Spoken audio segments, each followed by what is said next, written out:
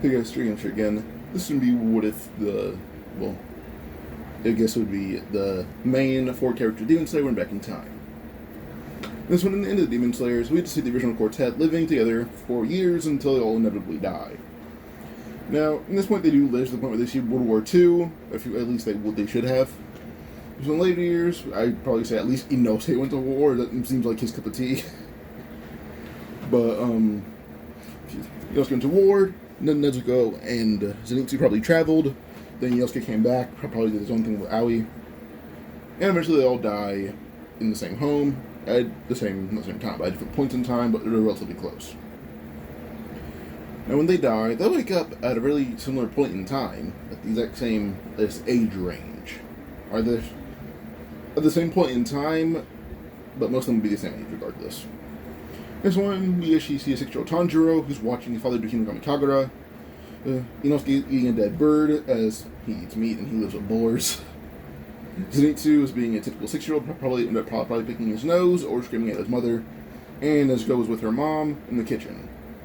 Immediately she looked around, she looked at Tanjiro, and he turned and looked at her and mouthed the word saying, "This isn't a dream, right?"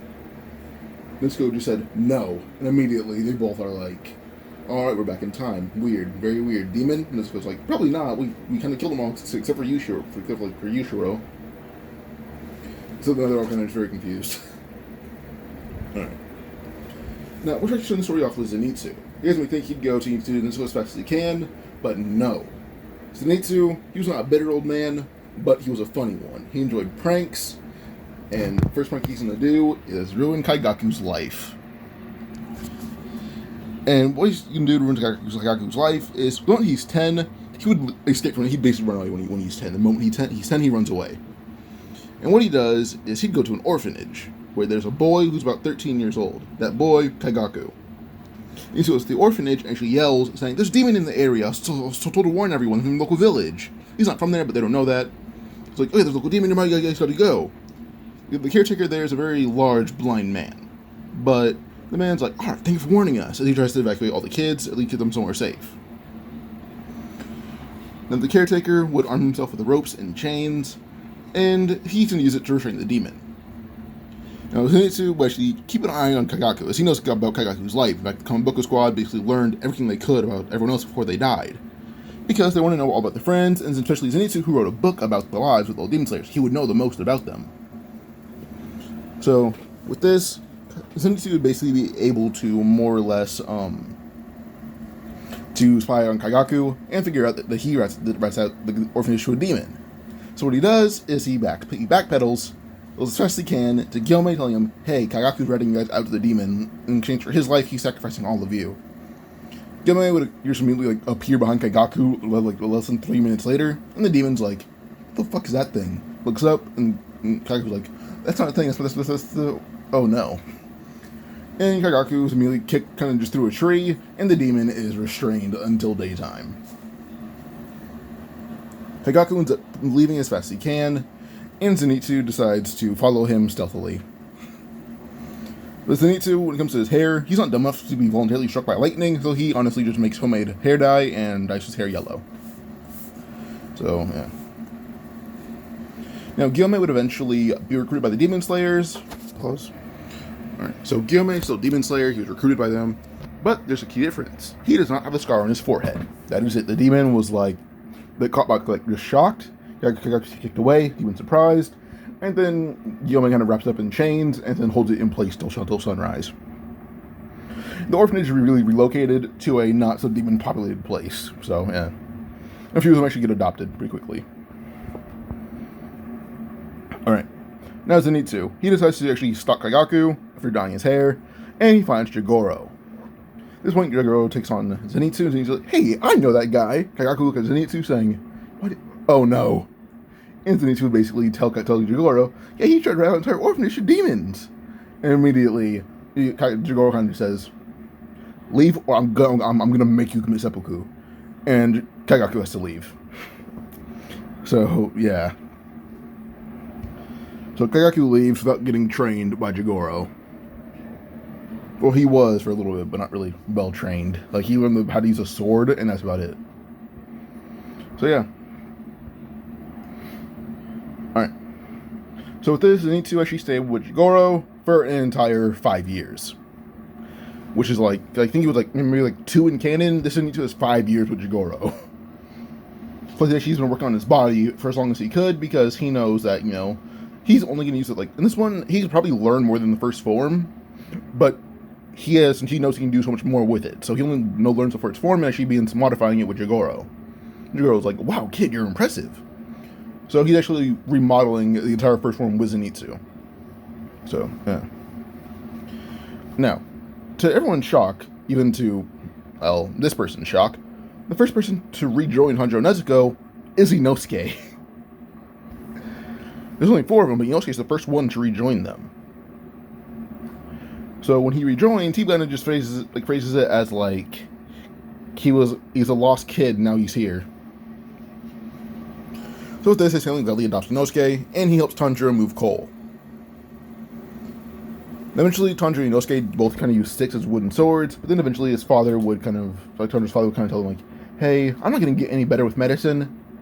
I have no need for it. Literally just buy wooden swords and train yourselves to be swordsmen. I know you want it, so become the swordsman. So yeah. They basically leave all the leftover money they had for buying groceries and invest it into wooden swords, and they begin training with those. Oops. So, Inosuke is taught the first movements for Hinokami Kagura because Tanjiro was just demonstrating it, and then Inosuke wanted to learn it because he thought it was cool.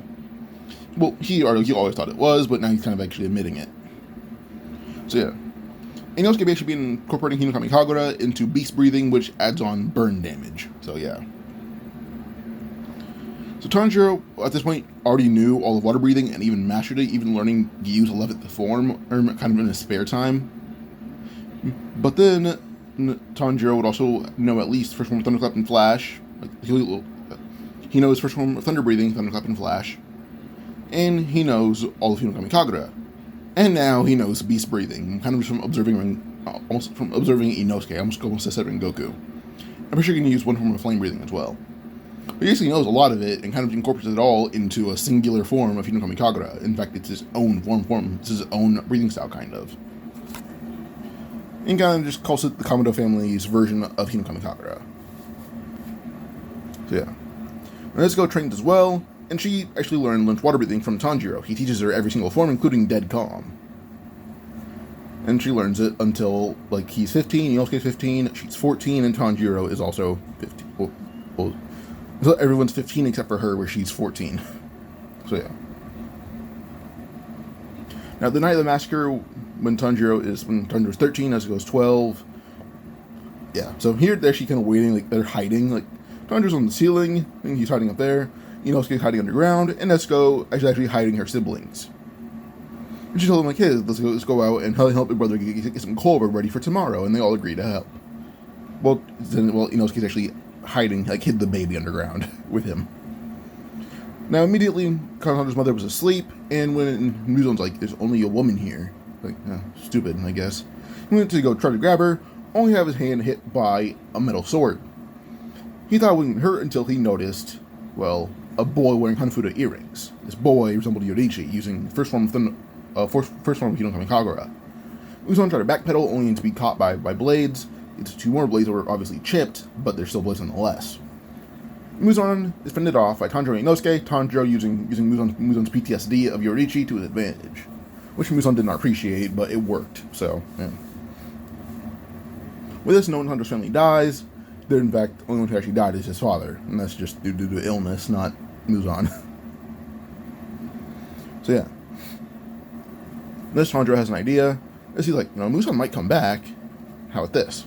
So, but the CW actually has his family relocate, and actually brings him to the Hashira training grounds. Gyomei doesn't want to let them in, until from behind, he snaps on him back with the sword. And it's actually Zenitsu, who occasionally visits Gyomei. And he says, oh, hey, I know them.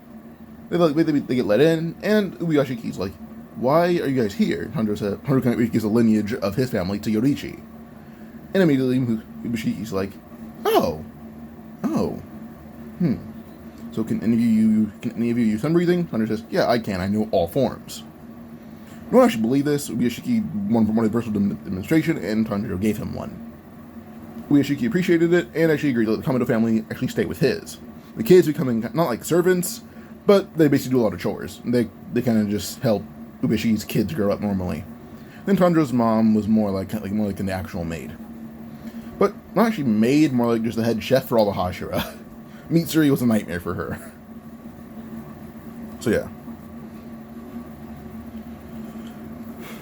Now with this, eventually they do start training, and instead of going to like Urokodaki, Tanjiro doesn't go to Urokodaki. In fact, he stays at the Hashira compound. But instead, actually, when it comes to like, while they're there, they all kind of get sent off with Hashira teachers. Now, Inosuke actually goes with Sanemi, as due to him incorporating breathing styles into his own, he thinks wind breathing is the next logical choice. So Inosuke he's not that smart, like brain-wise, but battle IQ-wise, well, Tanjiro kind of thinks that the only person who actually touch it might be him. As Tanjiro did get much smarter and stronger with age, even though he only had one arm. In fact, he kind of just nerfed, and even then, he wasn't as strong as Yoriichi, but he would have given Akaza a much better fight alone. And he would have given most upper a fight alone, and it would have been a good one. So yeah. So with this, Inosuke would use his battle IQ to be like, hey, more breathing styles into one technique would make my technique stronger. So he goes to Sanemi, as he thinks that'd be a logical choice for beast breathing. And Sanemi is told to, accept it by Ubishiki, so, Inosuke goes with Giyu, and she pretends to not know water breathing, and she pretends she's just a natural sword genius. So Giyu would occasionally actually make her a Sukuko, but he also brings her back and forth with Urokodaki when it comes to, certain issues. So yeah. Tanjiro goes with Rengoku. And then, if it wasn't obvious, Zenitsu is with Gyomei and Jigoro from time to time. He kind of goes back and forth with Jigoro and Gyomei. So, Now, 2 years pass, and we have the final selection. Now, Tanjiro has basically mastered Thunderclap and Flash. He did that a while. He basically mastered everything and made his own style of sun breathing. Point where it allows him to move as fast as lightning, and if not faster, but also has the fluidity of water and sun breathing, and then the ferocity of, flame and sun, and lightning, or thunder. But yeah, basically all those combined into one, and singular slashes. So, yeah. In this case, sometimes actually mainly focused on incorporating wind breathing into a style by mastering it, and he was able to master it pretty decently. So with this, his style is very much quicker and more lethal. So, yeah. And Nezuko completely mastered water breathing because she's been taught it for years on end by Tanjiro. She kind of pretended to not know it with Urokodaki and Giyu. So, yeah. Eventually, for the final selection, they actually asked about Zenitsu about his hair, as they do notice it's turning brown again. And he says, yeah, I didn't get hit by lightning again. I'm not dumb enough to let that happen. And they kind of just laugh about it. And that one, well, the thing is, this is supposed to take a week for them. About a week. Everyone comes off the mountain after 2 days. Tanjiro's kind of laughing, saying, that's really easy, this is fun. Nezuko shares the same sentiment, same for Inosuke and Zenitsu. Kanao and Genya were honestly in complete shock. But Genya is sticking to Inosuke because he knows he's Sanemi Sukuko by the fact that he can use wind breathing. And then Kanao kind of hanging out with Nezuko because Nezuko, she sees her on the compound and she's pretty chill. So yeah. Alright, I'm back. Okay. So for about the next week or so until everyone gets their Nichiren blades, well, Tanjiro's and basically Kamaboko trio or quartet already got their blades. The fact that Tanjiro got his as a gift from Rengoku and his father, Zenitsu got one from Gyomei, Inosuke from Sanemi, and Nezuko from Giyu and Urokodaki, because she's been at the Hashira compound for years as well. So yeah. The fact that they've been at the Hashira compound for years, they got one early. And it's more the fact that they have to wait for everyone else to get theirs. So, yeah. Now, for that week, Tanjiro mainly just trained with his blade until he actually got an actual mission, and he's actually able to activate his Nichiren Red Blade for a minute. In fact, his body isn't really ready to actually do that. His strength and stuff is there, but he doesn't really have enough muscle control to speed everything up in his body. He's working on that. He's almost there. Inosuke is pretty similar, but Zenitsu being with Jigoro for 5 years and only practicing a singular move and then finding every way possible to evolve it. He's mastered everything except for Transparent World. It's the only thing he does not have access to at this point. So currently Zenitsu is the strongest member of the group, and that's not really a question. Tanjiro is definitely the most skilled, but Zenitsu would fold him easily. So yeah. Now with this, due to Uyashiki knowing their skills, it actually does give them all basically written tests and physical tests. Saying, you guys don't need to be at the bottom of the barrel because I know how strong you guys are, just prove it to me. So with this, they do written and physical tests, and by the end of it, Tanjiro and Zenitsu are promoted to Kinoe right away, so they're one rank below Hashira. Then Inosuke and Nezuko fall behind certain categories. Inosuke in basic intelligence, but his battle IQ is high. Nezuko excels in everything except for physical strength, where she's very similar to Shinobu. But one thing that Shinobu has on Nezuko is medical knowledge, and that's about it. Actually, a little bit of skill too. But with this, Nezuko and Inosuke are dropped 2 ranks below Kinoe to Hinoe. So in 2 more ranks, they'd be Kinoe. But they're still pretty high up. So yeah. So this for the first missions, the fact that, Nezuko and Inosuke are the lower rank missions, they do lower missions, such as, Swamp Demon, which is Nezuko. And she's able to pretty easily just no-diff the demon, it wasn't really hard for her to do. But Tanjiro decides to go after Rui from the start, telling Uyashiki, hey, I've heard rumors of demons, can I go chase it? And Uyashiki just, sure, why not, bring backup though. And Tanjiro brings Inosuke, and then Genya tags along because he kind of sticks to Inosuke like glue until he can get close to Sanemi. Now when they arrive, Father Demon is he confronts them. Inosuke looks at him, huffs, and then just yells, "Move, bitch," and tackles him through a tree. And Father Demon wrestles with Inosuke for a while.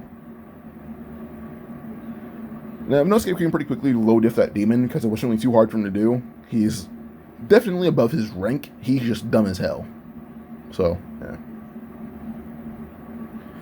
And then with this, the other demon would arrive, but Genya proved to be able to fend it off for a little bit, and then Inosuke had to get back up and begin to low-diff that demon as well. He basically low-diffs every demon he comes across. But Tanjiro alone fights against the mother and Rui. So Inosuke low-diffs their brother, father, and sister. And then Tanjiro mercilessly kills the mother. When it comes to Rui, he basically just kills him as easily as Giyu did, but he actually consoles Rui in his last moments. So, yeah. Like Rui tried to use his threads, Tanjiro appeared behind him, his blade in hand. Rui's neck kind of until it gets snapped, and as he began to fall, Tanjiro held him, and then held him until he fully decayed. So, yeah. Eventually, Tanjiro decided to, unite Genya and Genya and Sanemi. And Inosuke was just sitting in on it. And Sanemi tried to poke Genya in the eye, only to have Tanjiro put his blade in the way. And now that Sanemi kind of jamming both his fingers, which actually made him jump back, wanted to fight Tanjiro, only to have Tanjiro and Inosuke both standing in front of him. Now with this, he's kind of forced to accept the fact that Genya wanted to be a demon slayer just to reconnect with him, and this led to a small mend in the relationship with Sanemi and Genya. So, yeah. Now, the Tanjiro doesn't really get any missions. The fact that, Nezuko and Zenitsu are kind of exploring the world and going haywire, killing demons left and right. Like with Tamayo, Nezuko met her and brought her to the compound, and immediately that was a bit of a threat until Tamayo told her story, and that made sense. So with this, Tamayo is an ally, and lives near the Hashira compound. Same for Yushiro. Also, when it came to the eyeball and the Tamari ball demon, Nezuko just literally no-diff them without really any effort. She knew the eyeball demon was going to be troublesome one, so she just blitzed it and killed it. Tamari ball demon tried to basically throw Tamari balls at Nezuko, only have them cut into pieces with really no effort. And then, yeah, Nezuko is destroying them without really any effort. Then Zenitsu's kind of just going crazy, killing whatever demon he finds. So, yeah. Which actually included Kill Guy. So, yeah. Pause. Alright, so now that Tanjiro actually has free time, well, he does what he wants to do. He doesn't know what he wants to do, so he decides to basically helping Genya. What he does is actually ask Inosuke about World War II, so that's what Inosuke fought in. That's the most recent war, and they'd be old enough to fight in it. They'd be in their 30s to 40s. Inosuke talked about the kind of guns he found, and he thought they were actually kind of cool. Oh, Tanjiro actually asked Inosuke, what do you think about making guns for Genya? Inosuke thought it'd be fun, so they hit up Swordsman's village, and Inosuke kind of wrote down what the guns looked like. Tanjiro kind of had to help him redraw it, because he's bad at drawing. But once all the villagers saw what they looked like, he's like, oh yeah, we got it, we can do that. It took a while, but we can do it. Tanjiro started to help just because free time. So yeah. And also helping, he also trained towards his village against the Yoriichi. Then I'm pretty sure the robot. I forgot what that was. I forgot most of that arc. Honestly, it was very quick to me. I didn't like anyone in that arc except like Mitsuri, and that's about it. So yeah. Eventually, so for this time Sanjo trained, it's the point where he's basically on the verge of transparent world, but everything else he can use on expert level.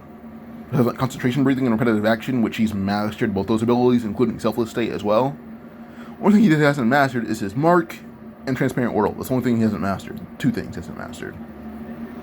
And the effective Inosuke drops by from time to time. Well, he's kind of just doing his own thing. Like, yeah, he's powerful, but still Zenitsu is the strongest of the group. In fact, he can use transparent world in short intervals. Now for Mugen Train for that arc. For this one, it's only Tanjiro, Zenitsu, and Rengoku, as this is a mission that will prove if they're worthy to become Hashira, as Tanjiro would be the Sun Pillar, and Zenitsu would be the Thunder Pillar. And the Rengoku's basically going along as kind of supervising them. He's not really going to fight too much if he can help it. I'll pause for time. Alright, start with that. Now, Nezuko and Inosuke are not here. The fact that Nezuko's trained with Shinobu to incorporate the art of thrust-based attacks into her arsenal. And then Inosuke is being forced by Aoi and Mama Kamado to study, so he can be promoted as well. So yeah. Now, on the train, when Tanjiro and Zenitsu were asleep, their dreams were crazy. For Zenitsu, all the kids saw was a domain of complete dark and disturbing clouds, but then thunder kept striking right at their feet. It was terrifying. To the point where they actually they retreated because they were worried that they'd die in Zenitsu's dream. And for Tanjiro, well, one of them almost died immediately. They had to forcefully retreat because Tanjiro's, well, dream is just the core of the sun. And the kids, well, got out of the dream and woke up only to see Tanjiro staring one of them right in the eye and holding him face first against another seat. And Zenitsu doing the same to the other one. After they knew the train inside and out already, within 10 minutes they found Enmu and killed every demon in the way. When Enmu was kind of just like, oh, this is not going to be easy, these guys seemingly know everything I'm about to do. And when Rengoku began fighting with them, well, the one that Rengoku joined in, the fight that was going to take 3 minutes turned into 1 minute, and Enmu died with not really any effort. It would have been a no diff for Tanjiro and Zenitsu alone. Rengoku just made it a neg. It was going to be a neg with either two, it's just now a double neg. So yeah. When Aksa arrived, Zenitsu didn't know what Tanjiro was going to do until Tanjiro kind of just smiled and said he knew exactly what he was going to do. So as he walked over, and when Aksa tried to charge at him, Rengoku was able to dodge, and actually grabbed Aksa's arm, pulling him close, and whispered in Aksa's ear, just said, "Hakuji, calm down." Immediately we kind of see it Aksa's mind, everything began cracking around him. He was just so confused. And Aksa began crying, one eye tears, other eye blood. His mind is basically splitting to the point where his nervous system kind of just breaking down. And she asked Tanjiro what he did, and basically began just crying, streaming with blood coming from his eyes. And after 5 minutes, Tanjiro walked over as Aksa ran in the forest, and Tanjiro said, "Alright, he's on our side now, let's play on Muzan," and just smiled. And Rengoku said, "I think this is the most disturbing thing I've ever seen, and it was amazing. It was disturbing to make Tanjiro watch a man break down if Tanjiro just said a few words to him, and then run away as Tanjiro's ally." So yeah. Now when they return, well, all the Hashira heard what Tanjiro did, like just him making the third upper moon an ally or a spy, that's Hashira worthy. But then what he did with all the demons and quickly, that was just also amazing. Rengoku didn't get a chance to see all that Zenitsu did, so he was like, you know, how about you just fight me and I'll determine if you should be a Hashira off that. And he said, alright, sure, why not? And like I said before, he's still stronger than Tanjiro right now. He is still very much stronger. So when it comes to him versus Rengoku, like, this is the example of a low diff fight. Everything that Rengoku does, Zenitsu can block or just dodge with no effort. By the time it's over, Rengoku didn't really land a hit, and Zenitsu didn't throw one. Rengoku was just exhausted, and by the time that Rengoku was on his last bit of effort, all Zenitsu did is punch him right in the liver as hard as he could and made Rengoku quit. So, yeah. With this, then Zenitsu is promoted to Hashira. Same for Tanjiro. So now we have the 11 Hashira. The Entertainment District is the opposite of Mugen Train. Instead of no Tanjiro and Zenitsu, or instead of having Tanjiro and Zenitsu, there's no Tanjiro and Zenitsu. Only Inosuke and Nezuko. It's now another Kinoue, so this is their Hashira proving mission, as they call themselves equal to Tanjiro and Zenitsu. Or mainly Inosuke does, but yeah. Now for this arc, when it comes to Nezuko versus Daki, it's actually relatively equal, if not Nezuko has a slight edge on her, but a very slight edge. If you want to go 10 fights, Nezuko would win about 5 times. They're 5 or 6 times. So they're very close. Well, Inosuke is deadass like Gyoko level. So he's probably about above Gyutaro, but not by much. So yeah. Like the entirety of the comic book squad is above most of the Hashira, except for Nezuko, who's even then is able to contend most of them in skill. But their body's kind of dragging her down. So yeah. She's basically Shinobu. Shinobu had physical strength now, which is still good. So she's actually on the level of the Hashira, but the fact that demons are faster or more durable would be the issue. So yeah. When it comes to her versus Daki, Nezuko would basically show off her Wisteria Dip blade, but also point out that this blade, no matter if it can't reach you, something will. Daki's confused until Nezuko would hit it against the ground, and then the blade would ignite. The sparks would, well, there'd be sparks, or there'd be flammable liquid on the blade, and now Nezuko's blade is demon burning. It's Wisteria flames. Daki tried to dodge, only for the flames to burn her, and the regeneration was too slow. And with this, Nezuko would extreme diff Daki, having one injury on the side of her mouth that resembled one of Heath Ledger Joker's scars, or one of Obanai's scars, or whatever you want to say, but in the Demon Slayer verse, it'd be similar to Obanai's scar on the side of her cheek, or from her mouth to her ear. And that was from her Obi-Sash. So yeah. And then Tengen and Inosuke fought Gyutaro, and Inosuke knew his abilities inside and out just from what Tanjiro told him. And like before, Inosuke may not be the most book smart, but he's a battle genius at this point. Like, Inosuke is a very hardened veteran. So yeah. With this, he's already a bit above Gyutaro, if not exact equal, if you want to lowball him. So him and Tengen are actually able to pretty easily push back Gyutaro, point where they beat him with Tengen only losing an eye, and that was just because he was being sloppy. That was it. If he was being on guard the entire time, no eye would have been lost. But when it comes to the end where Gyutaro let out that giant just release of blood, and that blood thing that Tanjiro almost struggled to dodge, this one, Inosuke knew this was going to happen, so with Tengen, he made sure to draw the fight outside of the Entertainment District. But by the time it was actually released, they both escaped just in time. So really, Gyutaro died for nothing at this point, in his opinion. So yeah. Tengen lost an eye, but he didn't really retire, so yeah. Now, when everyone returns, Nezuko's a bit insecure about Body Scratch, but everyone was actually very accepting and opening with her, being very kind. Shockingly, the most accepting one and polite one was Obanai. Well, not surprising to everyone, only the ones who have seen his, under his face, which would have been, well, Mitsuri. So yeah. Sorry about that. Wait, one more time. Okay. Now, for the Swords Village arc, everyone that goes is Tanjiro, Zenitsu, Nezuko, Inosuke, the original 2 Hashira, plus Genya. Now, the main 4 go the fact that their blades are very much badly chipped from how hard they've been training. Like, they train really hard and their blades are badly chipped. So they need new swords. And instead of being like, oh, you just break your blade so often, it's more like, oh, guys train really hard, good job. Plus, it's actually the second time they've been, or first time they've been given new blades. Well, probably Inosuke's second time, but still. So yeah. Now, Tanjiro, when he sees how Tengu split up, he kind of just smiles and looks at his friends innocently, as they realize that Tanjiro has not been having much fun being back in time. But in fact, he says, I need to let loose, so let me handle this. If you see Tanjiro's eyes kind of just go into the selfless state, but then begin to see through them, as in he's using Transparent World, plus all of his abilities going all out. And he proceeded to body 3 of the Tengu clones. Only one he didn't kill was because that one ran away, and was killed by Zenitsu when he went near him. Like, it was like running by him.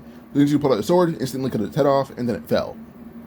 When Nezuko found the real Tengu, pretty quickly actually, and then just put her sword on it, and then lit it on fire. She kind of roasted him to death. So, that was it. And actually led to Mitsuri, Muichiro, Inosuke, and Genya jumping Gyoko. Inosuke and Muichiro alone would have been too much for Gyoko, but now Mitsuri and Genya included was just an utter assault. So Gyoko's dead. No diff. So yeah. Another Hashira training arc. Tanjiro's training is basically based off fighting under certain conditions, such as in dark woods covered in thorns and rocks. So basically, dark terrain where you can't hold your footing. Or submerged in water, like where you're underwater, like tied down, and you have to practice blocking and striking just to increase your speed, no matter what's wrong with you. Or in slippery mud, so that you have to keep your footing the entire time, no matter how slippery the water or how slippery the ground is. Or fighting on burnt coals, or fighting with one arm or one leg, etc. Well, Zenitsu, like he's also Hashira, his training is basically, well, he blindfolds himself, puts one hand and one leg tied together, well, both in the air, and tells everyone, try to hit me. Well, they try that, he's basically bodying them with that one hand, because he is just that powerful. So yeah. And then we cut to about like 3 days of Tanjiro's training, and we see Inosuke on the ground in a puddle, and he just has a wide grin on his face, as his eyes look vacant. Tanjiro just smirks, and he says, "Good job, Inosuke, you finally did it. You unlocked the selfless state." That's the only thing that Inosuke couldn't do due to his personality. Not as being beaten down over and over again by Tanjiro, he did it. Now we see All Out Tanjiro versus All Out Inosuke, which Tanjiro does win, but it was a very mid to high diff fight, which now proved Inosuke was Hashira level to them, to everyone. So yeah.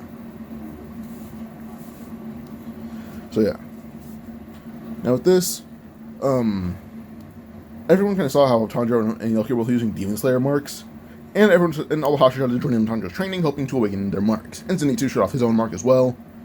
So now everyone's training under Tanjiro and Zenitsu to unlock all Demon Slayer abilities.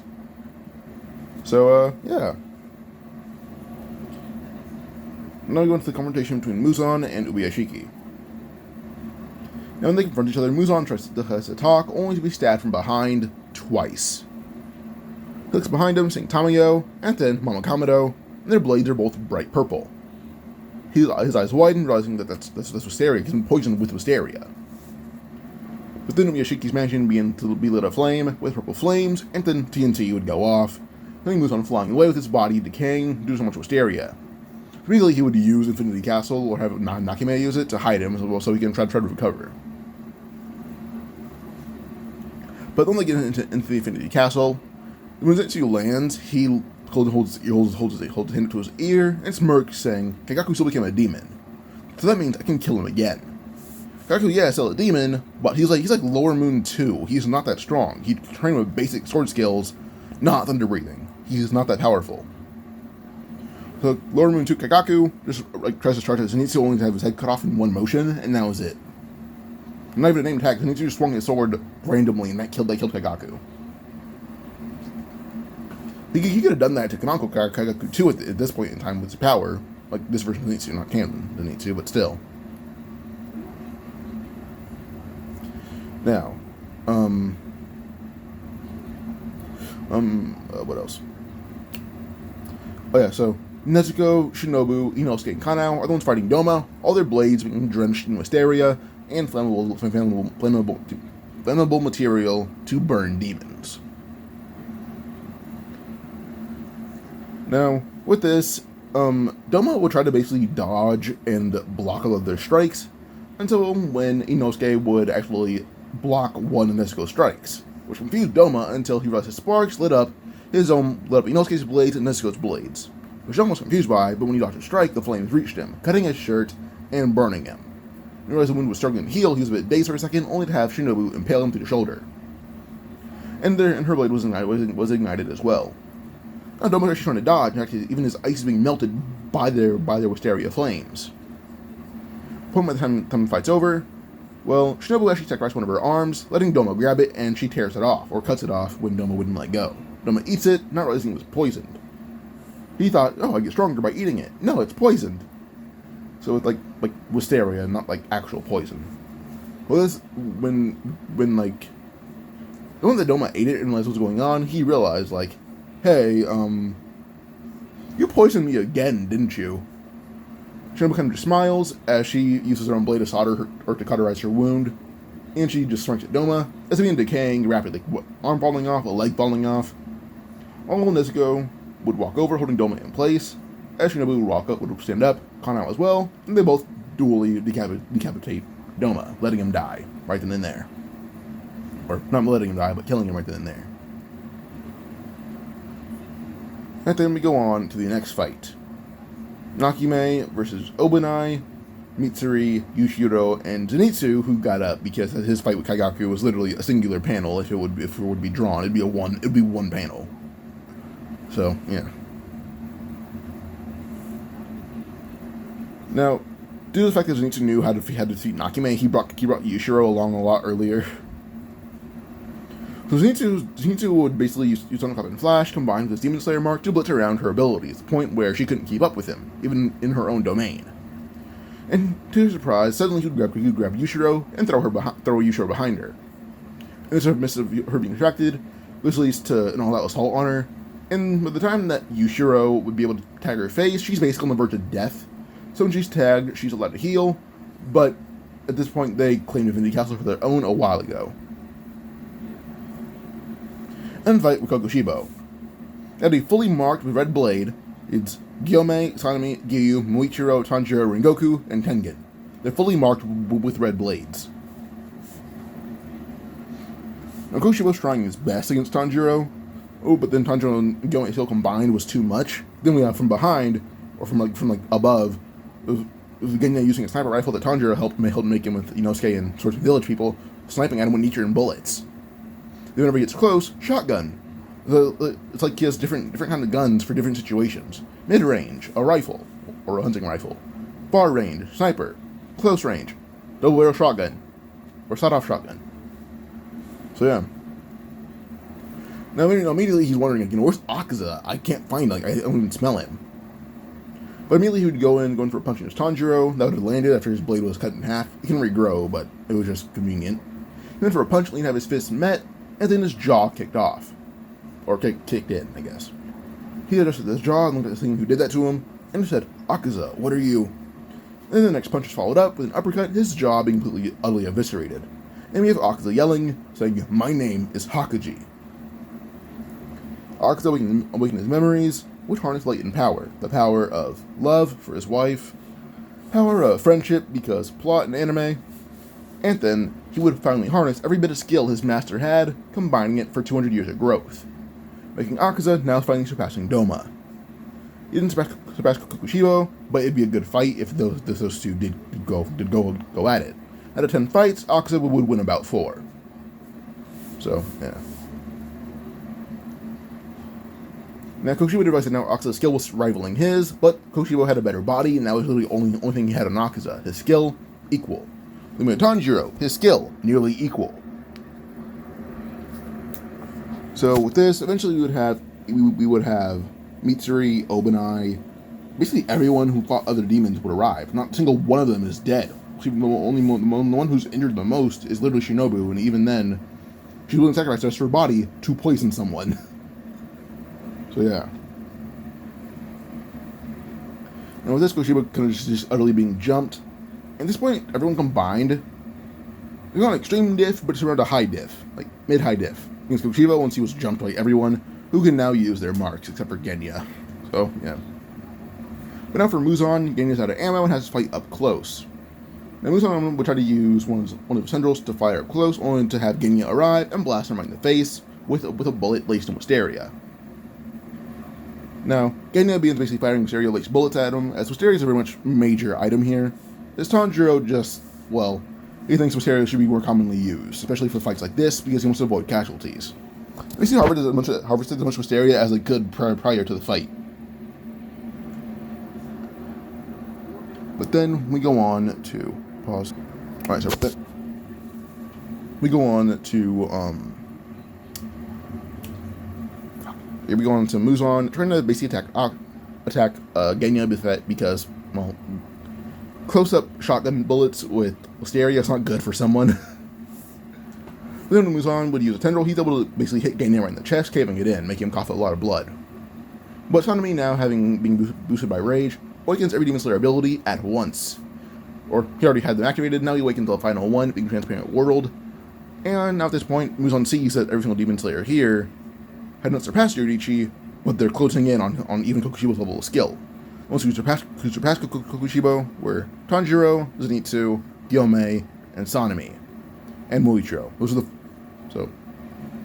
Tanjiro, Zenitsu, Inosuke, Gyomei, Sanemi, Muichiro. Those 6 surpass Kokushibo in a moment of rage. Or just hope. With this, eventually, I would say by the end, everyone who awakened every single Demon Slayer ability mid-fight would be, longer in the fight, would be Tanjiro, Inosuke, Zenitsu, Gyomei, Rengoku, Muichiro, Tengen, and Sanemi. Those are the ones who awaken every single ability. Leaving kind of just Obanai out of the male group, I guess. Which is kind of bad, but those ones who I can actually see awakening it. The fact that, they're kind of the stronger ones in the group, ironically. So yeah. But eventually by the time the fight's over, Muzan's covered in Wisteria flames. He's still alive, but he can't move. He's just really badly poisoned. Yushiro would move around the Infinity Castle, as Tanjiro would kick Muzan in the chest and fly into the sunlight. And he would proceed to be decayed by the sun. Everyone rushes outside as they drag out Nakime, cutting her head off, and they celebrate that Muzan has finally been defeated. Well, Akuza's outside too, but he's hiding in the shade. Same for Yushiro. But everyone's clapping and celebrating, until they end up seeing people begin to collapse, which they're shocked by. As they collapse, they see people collapse one by one. Shinobu, Rengoku, Genya, Obanai. They'll begin to collapse. Shinobu collapsed like she lost too much blood and didn't cauterize her wound fast enough. But she was trying her best. And her best was enough. Rengoku. Simply put, him using his mark and Nichiren blade combined was too much for his body. With his body going over 200 degrees, plus him forcefully using a Nichiren red blade by squeezing it hard enough, well, simply put, his heart exploded. That's just how hard he went against Muzan, and then it caught up to him. Or by the time his heart finally slowed down, it kind of just, boom. And he hit the ground. When his adrenaline stopped, boom, he hits the ground, he's dead. And Genya, his chest was caved in earlier. He didn't belong here. So yeah. But Genya died clutching a rifle as his brother held him. And Obanai, he basically collapsed to the point where he basically broke into too many bones and it punctured everything. As Nakime and Kokushibo and Muzan, he definitely was the strongest of his group, but he was the one being the most proactive of the weaker numbers. That's kind of like saying, if I put in other terms, it was like the equivalent of Shikamaru taking the stab from Madara instead of Sasuke. That's kind of what Obanai did. It's like the moment when Madara about to stab Sasuke. Look at that as like Shikamaru diving the way to save him. That's kind of what Obanai began to do, like kind of taking all the damage so that everyone else could get stronger, because he knew he was one of the weaker ones now, and using his body as a shield to make sure the stronger ones could survive. So Obanai, breaking a lot of bones and puncturing things, he died. Now down to the future. Now Akuza and Yushiro are still alive, and they end up actually living together, shockingly. Akuza told his life story in the guise of an action novel, but he also writes books on martial arts, going by a whole different name. And Yushiro still paints Tamayo, but Akuza helps him continuously remember what she looks like. As Akuza, he knows love, and he refuses to let Yushiro forget what the love of his life looked like. So he makes sure that Yushiro knows what Tamayo looks like. By doing that, what he did basically break in, steal one of the paintings of Tamayo, the first one, and he makes sure that Yushiro knows what she looks like. So Yushiro never forgot what Tamayo looked like, despite all these years. Plus, Tanjiro siblings, the youngest ones are still alive and happy. And they're about the same. They're all about the same age as Oyukata's son, and they're all pretty closely related. And they're actually pretty rich too. So yeah. And Tanjiro's her current descendant. Let's wear the Hanafuda earrings.